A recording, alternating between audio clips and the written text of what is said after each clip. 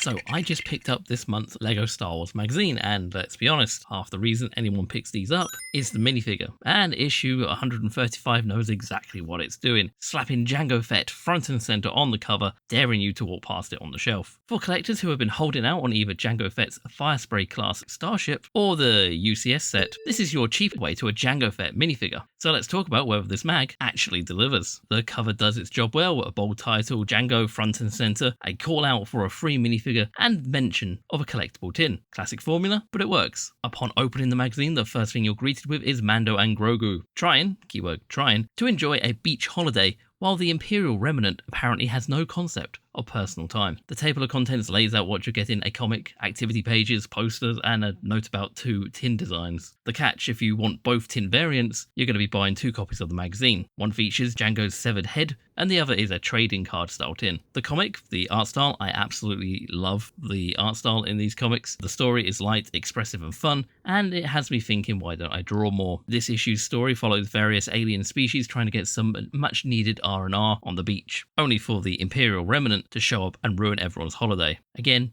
light-hearted, breezy, exactly what a kid's comic should be. One question though, when are we getting Summer Vacation Mando, LEGO? In the middle of the magazine, we've got a double-sided poster. One side is a clone trooper spread that honestly looks like an old recruitment poster. The other side, we've got the LEGO Slave One flying through space, probably on their way to the beach for some father son time. Both of these look sharp, but the clone trooper side wins for me because the Phase 1 armor is just the definitive version of the clone trooper armor, and I will die on that hill. Moving on to the activity pages, there's a decent lineup here for the target audience. We've got Risky Return, a TIE Fighter maze, Bounty Hunter quiz for those who actually paid attention to the underworld lore, Dueling Mospago, a Cobb Vanth and Cad Bane puzzle with a ricocheting shots, Asteroid Field Race, a 2-player game themed around the Attack of the Clones chase sequence, very on brand for a Jango issue, Escape from the Sarlacc Pit, which is another maze, and Carbonite Cracker, described as an activity, but it's a mass problem, bolder than to think that kids wouldn't notice. There's also a Gone Fishing story centered on Jango and Boba, and a Jango bio page with some fun facts, a Camino dual coloring page, and the assembly instructions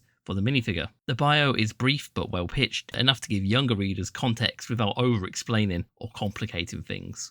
Okay, on to the main event. The Jango Fett minifigure is almost identical to the one packed in the UCS set. The key word there is almost. What you're missing here is the arm printing. That exclusive detail is reserved for the UCS version. Does it matter? Well, it depends on who you ask. You're still getting all the accessories that you need: helmet, excellent torso and leg printing, the dual printed face with an alternate expression. It's a clean, high quality figure for the price point. Would arm printing have been perfect? Yes. Would including it annoyed everyone who dropped some serious money on the UCS set for that exact detail? Also yes.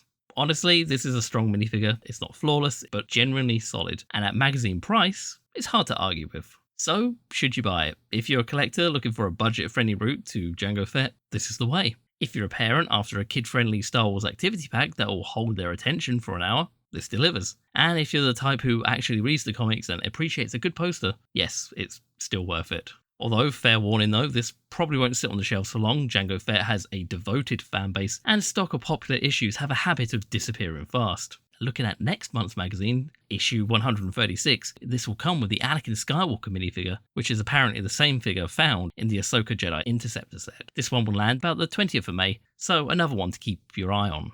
And with that, we've reached the end of the video. Are you going to pick this one up, or are you going to give it a miss? Let me know in the comments down below, and as always, thank you very much for watching, and I hope you have a most wonderful day. Bye.